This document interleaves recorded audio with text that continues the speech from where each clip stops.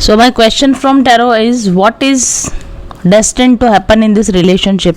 इस रिलेशनशिप की डेस्टिनी क्या है, फ्यूचर क्या है, इस रिलेशनशिप में क्या होना लिखा है, इस रिलेशनशिप में क्या होना तय है. ओके, ये रिलेशनशिप आपका कुछ भी हो सकता है, डिपेंड्स. लव रिलेशन या लव रीडिंग ही नहीं कर रही हूँ मैं. ये कार्ड है मेरा डिज़ाइन किए हुए कार्ड्स है, all in one tarot cards for accurate readings मैंने डिज़ाइन किए हैं. आप इनको अपने ऑफिस नंबर, मेरे ऑफिस नंबर 7424830300 पर व्हाट्सएप करके मंगवा सकते हैं. वैसे तो मैंने कहा है कि ये लव रिलेशन नहीं है, बट कार्ड तो ऐसा ही आया है जैसे कि ये कोई लव रिलेशन है. See, okay. So what is destined to happen in this relationship? इस रिलेशनशिप की डेस्टिनी क्या है? पहले इस रिलेशनशिप का पास्ट देख लेते हैं, प्रेजेंट देख लेते हैं. ओप्स, पास्ट तो बुरा निकला है. और प्रेजेंट क्या है? What is the present of this relationship? और उसके बाद इसकी डेस्टिनी क्या है वो भी देखने की कोशिश करेंगे.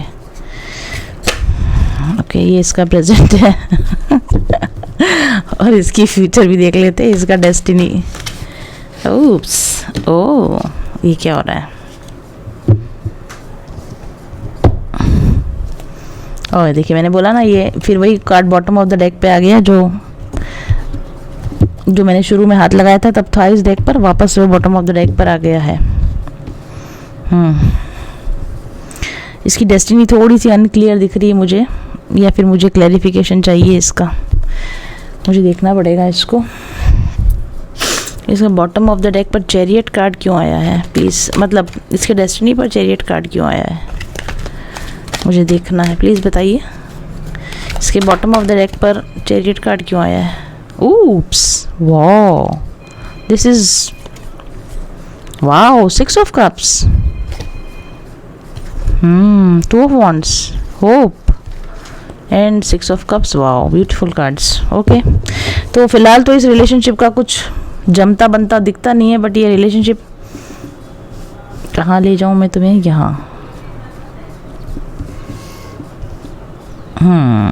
ठीक है जी. तो ये जो भी रिलेशनशिप है, इसका जो पास्ट रहा है वो तो काफ़ी ख़राब सा दिख रहा है मुझे. पहले इस कार्ड की बात करते हैं. Release your worries, healing is possible. मुझे लगता है पास्ट में तो ये रिलेशनशिप में हार्ट ब्रेक हो चुका है आपका ऑलरेडी, आपका बर्न आउट हो चुके हो. इस रिलेशनशिप को संभाल कर इसको नर्चर करके, केयर करके, इसके बारे में इसकी चिंता करके आप ऑलरेडी फुल्ली बर्न आउट हो चुके हो. आपका ओवरबर्डन हो चुका है, हार्ट ब्रेक आपका इस रिलेशनशिप में ऑलरेडी हो चुका है. 9 ऑफ स्वॉर्ड्स है ये कार्ड, ठीक है, 9 ऑफ स्वॉर्ड्स कार्ड. इस कार्ड के ऊपर इस कार्ड की सारी डिटेल्स लिखी हुई हैं, तो आपको बहुत ज़्यादा मीनिंग्स याद करने की ज़रूरत नहीं है. अगर आप एक टैरो कार्ड रीडर हैं तो इस तरह के कार्ड्स आपके लिए बहुत हेल्पफुल हो सकते हैं. और अगर आप एक टैरो कार्ड रीडर नहीं है, पर्सनल रीडिंग्स के लिए इन कार्ड्स को अपने घर पर रखना चाहते हैं, तो भी ये आपके लिए बहुत हेल्पफुल हो सकते हैं. तो पास्ट में इस रिलेशनशिप की वजह से आपको काफ़ी एंग्जाइटी रही होगी. इस पर्सन की एनर्जी ने आपको काफ़ी डिस्टर्ब किया होगा. लाइक ऑलवेज उनके थॉट्स आना, या फिर ऐसा लगता होगा कि ये मेरी एनर्जी ड्रेन हो रही है इस रिलेशन में. ठीक है, इस तरह की चीज़ें आपके साथ हुई हैं. मेंटल ट्रोल हुआ है इस रिलेशन का वजह से. पास्ट में आपका काफ़ी मेंटल ट्रोलिंग हुई है, और ये इस लेवल तक इसकी ट्रोलिंग हुई है कि आपने अल्टीमेटली इसको लेट गो करने के बारे में सोच दिया होगा कि भाई बस बहुत हो गया, मैं इससे ज़्यादा बर्दाश्त नहीं कर सकती. इस रिलेशनशिप ने आपको इस तरह से बदल दिया होगा. वैसे आप अच्छे खुशमिजाज इंसान हो गए, लेकिन इस रिलेशनशिप ने आपको ऐसा बना दिया होगा, हर टाइम चिंता करते रहने वाला एंग्शियस पर्सन आपको इसने बना दिया होगा. ओवर थिंकिंग करना, ये सारी चीज़ें जो आपके अंदर नहीं थी वो भी होने लगी. ओके, लेकिन इस रिलेशनशिप ने कहीं ना कहीं आपको रिबेलियस होना सिखाया, मतलब अपने लिए बोलना सिखाया, और अपने डर को लड़ना, अपने डर के अगेंस्ट लड़ के जीतने का पावर इस रिलेशनशिप की वजह से आपके अंदर आया होगा. इस रिलेशनशिप की वजह से आपने कहीं ना कहीं काउंसलिंग ली होगी, या हीलिंग करवाई होगी, या स्पिरिचुअल हीलिंग आपने किया होगा खुद का. अपने आप को इस बर्नआउट से बाहर निकालने के लिए, हार्ट ब्रेक से बाहर निकालने के लिए आपकी हीलिंग भी स्टार्ट की होगी आपने. अपने आप को मैनेज करना, अपने रिलेशन को मैनेज करना, अपने मीन्स अपने बिहेवियर पैटर्न को मैनेज करना, ये चीज़ें आपने इस रिलेशनशिप की वजह से सीखी होंगी। इस रिलेशनशिप में आपको कुछ मेंटल डिसऑर्डर्स और कुछ हेल्थ इश्यूज भी हुए होंगे, मेंटल और स्लीप से रिलेटेड डिसऑर्डर्स आपको हुए होंगे, ठीक है। ट्रस्ट इश्यूज भी बिल्डअप हुए होंगे आपको, मतलब लोगों पे से भरोसा उठ गया होगा कि दुनिया में सब लोग ऐसे ही होते हैं, सब खराब हैं, मैं किसी पे भरोसा नहीं कर सकता, मैं किसी पे विश्वास नहीं कर सकता। इस तरह की चीज़ें भी आपके साथ में हुई होंगी इस रिलेशन में। इस रिलेशन की वजह से आपके घर में भी दरार पड़ी होगी, इस रिलेशन की वजह से आपकी फैमिली में भी दरार पड़ी होगी, ठीक है। आपके दूसरे रिलेशन भी डेफिनेटली अफेक्ट हुए होंगे इस रिलेशन की वजह से, ओके। इस रिलेशनशिप की वजह से इस रिलेशनशिप में कम्युनिकेशन इश्यूज जरूर रहे होंगे, प्रॉपर बातचीत नहीं होने की। आपका जो मेजर मुद्दा इस रिलेशनशिप में दो थे, एक कम्युनिकेशन प्रॉपर नहीं होना और एक ट्रस्ट इश्यूज, आप भरोसा नहीं कर पा रहे थे और आपको कम्युनिकेशन जैसा चाहिए था वैसा नहीं मिल रहा था। ये मेजर इश्यूज हैं, ये आपके इसमें निकल के आए होंगे। इस रिलेशनशिप की वजह से आपका वर्क लाइफ बहुत इफेक्ट हुई होगी, मे बी आपकी नौकरी चली गई हो या आपने नौकरी छोड़ दी हो इस रिलेशन की वजह से, और इस रिलेशन की वजह से आपका कैरियर बुरी तरह से डामाडोल हुआ होगा। इस रिलेशन की वजह से आपने किसी तरह की थेरेपीज़ ली होंगी, आपने मेडिटेशन करना शुरू किया होगा, self care self love practice करना शुरू किया होगा, आपने अपने डरों को कन्फ्रंट करना आपने सीखा होगा, ठीक है। और अपने आप को एक पॉजिटिव लाइट की तरफ ले जाने की आपने डेफिनेटली कोशिश की होगी। और प्रेजेंट सिचुएशन ये है, 5 ऑफ वॉन्ड्स, प्रेजेंट सिचुएशन ये है क्योंकि आपने सेल्फ लव की प्रैक्टिस की है और अपना कहीं ना कहीं थेरेपी हीलिंग आपने किया है बर्नआउट से अपने आप को बचाने के लिए। इस रिलेशनशिप में इस वक्त में भयानक वाला फाइटिंग चल रहा होगा। फाइटिंग क्योंकि आप भी बोलना सीख गए, पहले आप बोलते नहीं थे, आप सहन करते थे, अब आप अपने लिए बोलना लड़ना सीख गए हो। तो अभी इस रिलेशनशिप में 1-to-1 फाइटिंग चल रहा होगा, ठीक है। आप अपनी बात स्ट्रांगली रख रहे होगे और अपनी बात को सही प्रूव करने के लिए किसी भी हद तक मतलब लड़ रहे भिड़ रहे होगे आप इस समय पर।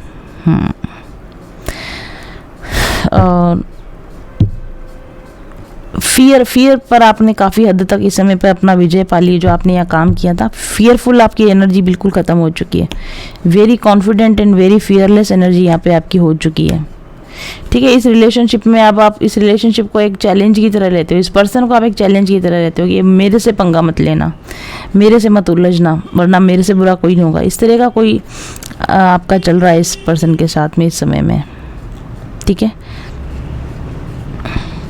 प्रेजेंट मोमेंट पर आप डिटरमाइंड हो अपनी बात को प्रूव करने के लिए, अपने आप को सही करने के लिए, और अपनी चीज़ों अपनी बात पर अड़े हुए हो आप फॉर श्योर। करियर को फिर से आप ठीक करने की कोशिश कर रहे हो, या फिर आपका कोई अधूरा छूटा हुआ काम पढ़ाई वढ़ाई कुछ होगा तो आप उसको ठीक करने की कोशिश कर रहे हो।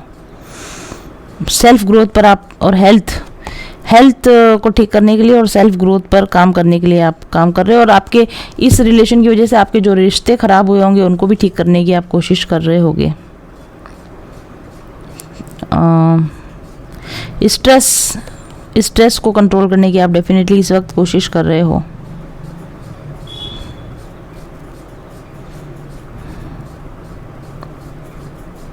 ठीक है, वापस आप अपनी लाइफ का खोया हुआ कंट्रोल आप वापस पाने की कोशिश कर रहे हो इस समय में, प्रेजेंट समय में। अब इसका बात करते हैं डेस्टिनी। इसका डेस्टिनी क्या है? फिलहाल तो मुझे लगता है कि आप लड़ झगड़ कर चैलेंज लेकर इस रिलेशन से अपने आप को कट ऑफ कर लोगे, आप मूव ऑन कर जाओगे। 8 ऑफ कप्स कार्ड है ये।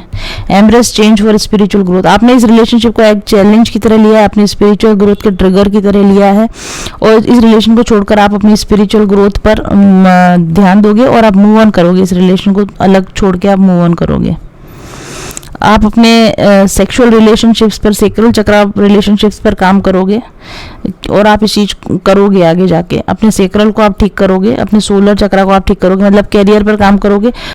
हायर पर्पस, अपनी लाइफ के सोल पर्पस क्या है, मेरा लाइफ पर्पस क्या है, मेरे यहाँ आने का पर्पस क्या है, इस तरह से स्पिरिचुअल ग्रोथ और हायर पर्पस को पाने के लिए आप इस तरह के रिलेशनशिप, अगर यही रिलेशनशिप नहीं, इस तरह के और भी रिलेशन अगर आपकी लाइफ में होंगे तो आप उससे मूव अवे करोगे। ठीक है, ये पर्सन आपकी लाइफ में क्यों आया, इससे आपको क्या सीखना था, ये सारा इंट्रोस्पेक्शन करोगे, सेल्फ रिफ्लेक्शन करोगे। इस रिलेशनशिप से आपको क्या फ़ायदा हुआ, क्या नुकसान हुआ, इसका स्वॉट एनालिसिस करोगे। इससे जो सीखना था, समझना था, सीखोगे, लाइफ के लेसन लोगे। इस रिलेशनशिप की वजह से स्पिरिचुअल ग्रोथ में आपकी फॉरवर्ड मूवमेंट होगी। आप अपने आप को, अपने इमोशंस को अच्छी तरह समझोगे। आपको सेल्फ डिस्कवरी में फ़ायदा मिलेगा इस रिलेशन की वजह से। आप इस रिलेशन से मूव ऑन करने के बाद में अपने करियर को बहुत स्ट्रांगली बिल्डअप करोगे। लाइफ में अब आप किसी भी व्यक्ति से, किसी से भी डरोगे नहीं, किसी चैलेंज से डरोगे नहीं। फियर पर आपका कंट्रोल रहेगा। इमोशनल बैलेंस आप पाओगे, फॉर श्योर इमोशनल बैलेंस आप पाओगे। स्ट्रेस की वजह से अपनी ज़िंदगी में आप मतलब फंबल नहीं होगी। स्ट्रेस की वजह से मूड ख़राब करना, ये चीज़ें जो आपके साथ पहले होती थी अब वो नहीं होंगी। आप रिलेशनशिप्स के अंदर जो डीपर मीनिंग से वो तलाश करने की कोशिश करोगे। ऐसे रिलेशनशिप्स बनाओगे जिनका कोई मीनिंग है। ऐसे रिलेशन बनाओगे जिसमें आपको इस तरह के हार्ट ब्रेक और कॉन्फ्लिक्ट चैलेंजेस से ना गुजरना पड़े। ऐसे रिलेशनशिप को परस्यू करोगे आप। लाइफ में हर चीज़ में मीनिंग तलाश करोगे आपकी। इसका मतलब क्या है? अगर कोई अच्छा मतलब मीनिंग है, अच्छा कोई मतलब है, तो वो रिलेशन रहेगा या वो चीज़ रहेगी। अगर वो उसका कोई हायर पर्पज़ नहीं है, हायर मीनिंग नहीं है, तो वो आपको उस चीज़ को आप परस्यू नहीं करोगे। इस तरह की समझदारी आपके अंदर डेवलप होगी। ठीक है। अनफुलफिलिंग रिलेशन जितने भी हैं उनको आप मूव ऑन करोगे। फुलफिलिंग रिलेशंस को पाने की दिशा में आप बढ़ोगे आगे जाके। And move forward with determination. और जो सीख आपने यहाँ से ली है वो एक इरिवर्सिबल चेंज होगा। वापस से इस रिलेशन की तरफ, ऐसे लोगों की तरफ वापस दोबारा नहीं जाओगे। जाओगे तभी उसी कंडीशन में जाओगे जब ये रिलेशनशिप वैसा हो जाएगा जैसा आपको चाहिए था, तो ही उसकी तरफ मूव करोगे, नहीं तो नहीं करोगे।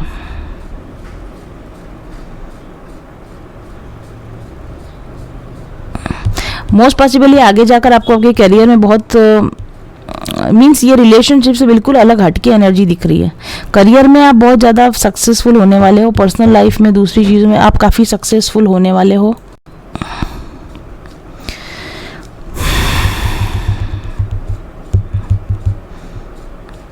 ओके। और थेरेपी वगैरह भी आप कुछ लेना, मेरे को लगता है हिप्नोथेरेपी या ऐसा कुछ लेके आपकी लाइफ के और भी डीप रूटेड जो इश्यूज होंगे ना, उनको भी आप खोद के निकालोगे कि नहीं मुझे और भी ठीक करना। अपने आप को मतलब और स्ट्रॉन्ग हर दिन और स्ट्रॉन्ग करोगे आप अपने आप को।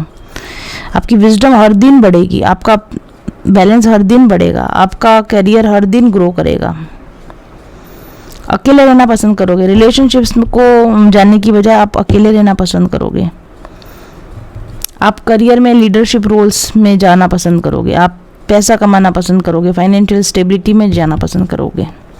और जब आप इस तरह की एनर्जी में होंगे, suddenly you will get your ये प्रिंस चार्मिंग मिलेगा। सिंड्रेला कार्ड है ये।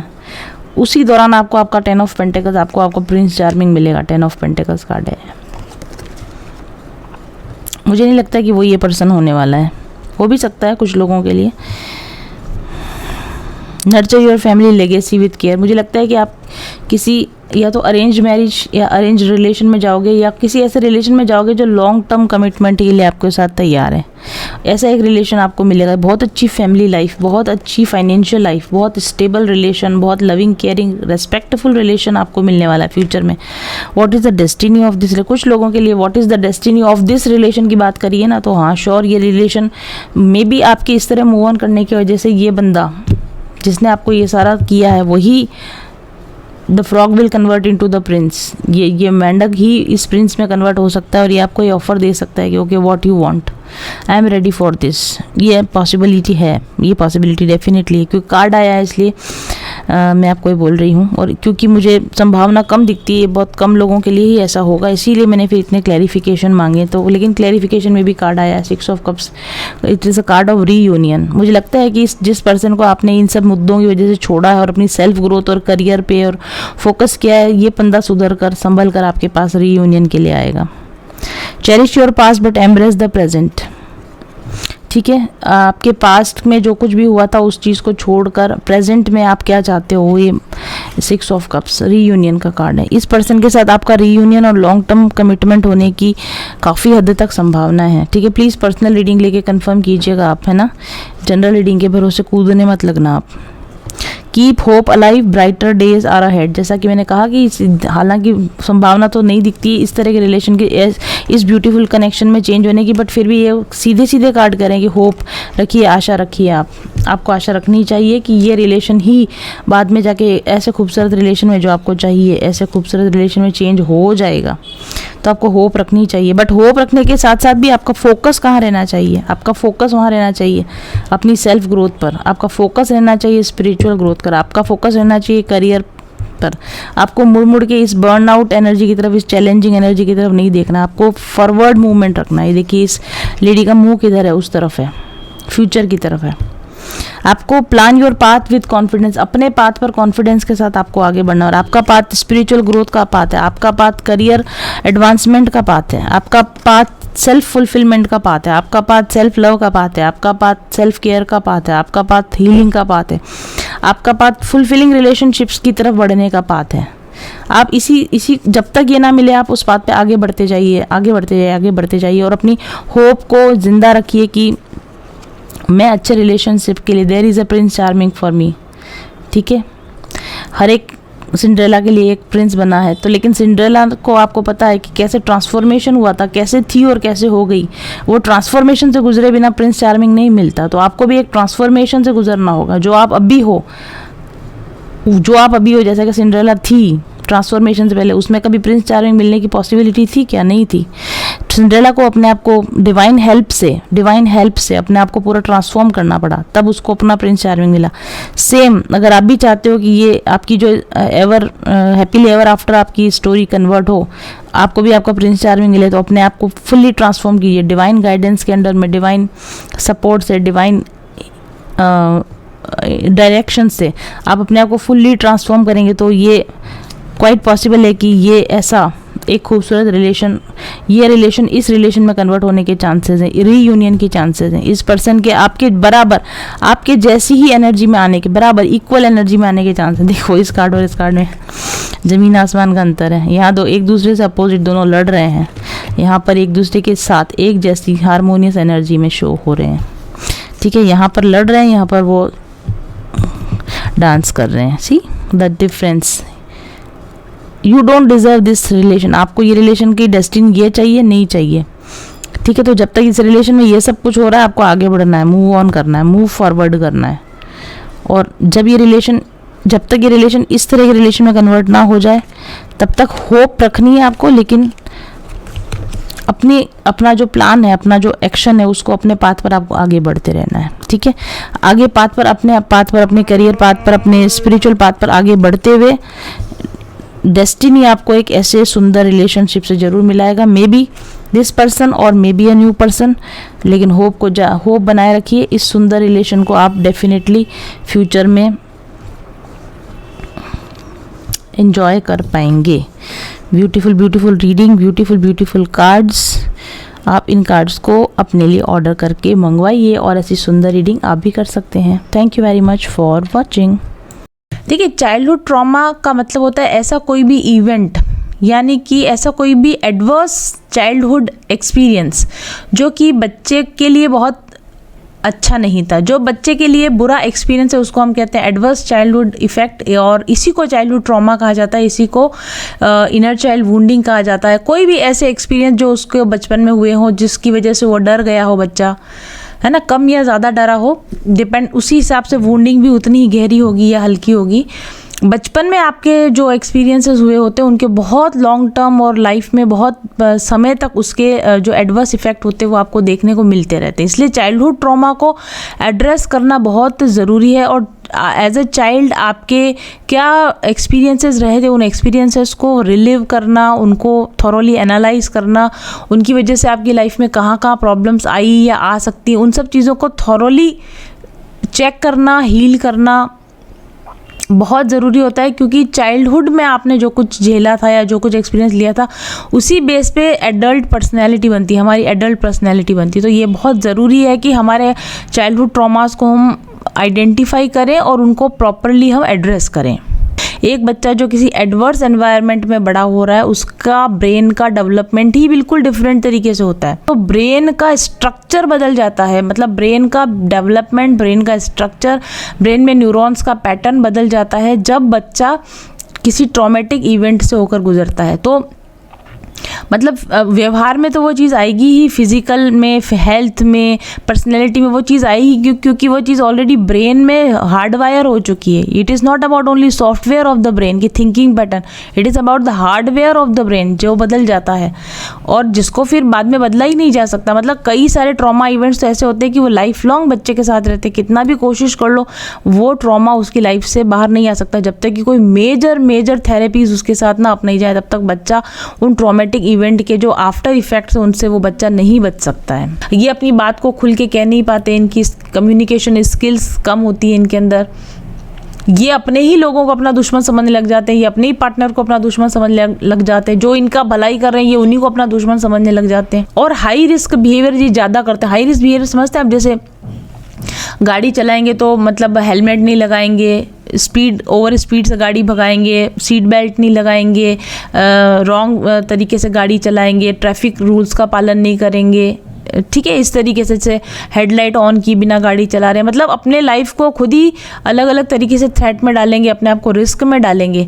या फिर जैसे सेक्सुअल रिलेशनशिप के अंदर इनको पता होगा कि ये पर्सन अच्छा नहीं, फिर भी उसके साथ रिलेशन में जाएंगे। और जब ये खुद पेरेंट्स बन जाते हैं तो ये खुद एक अच्छा पेरेंट नहीं बन पाते। जब ये खुद पेरेंट बन जाते हैं तो ये खुद अब्यूसिव होते हैं, ये खुद नेग्लेक्ट करते हैं, इनको खुद अपने बच्चों के साथ बिहेव करना नहीं आता, ये अपने बच्चों की प्रॉब्लम सॉल्व नहीं कर पाते, ये अपने बच्चों के साथ एक अच्छा बॉन्ड नहीं बना पाते, ये अपने बच्चों को सही ढंग से कम्युनिकेट नहीं कर पाते हैं, ये अपने बच्चों को सही ढंग से गाइड नहीं कर पाते हैं। ये सारी प्रॉब्लम्स, ये जब पेरेंट बनते हैं ऐसे बच्चे, तो ये सारी प्रॉब्लम इनके साथ आती है।